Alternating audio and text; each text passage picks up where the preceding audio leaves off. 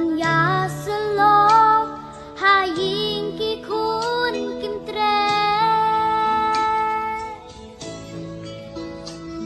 ki bang ban chong ha ba don marwe kam ngai na I pa I me kisni ba da ki jing qua rai jing mut ki her shit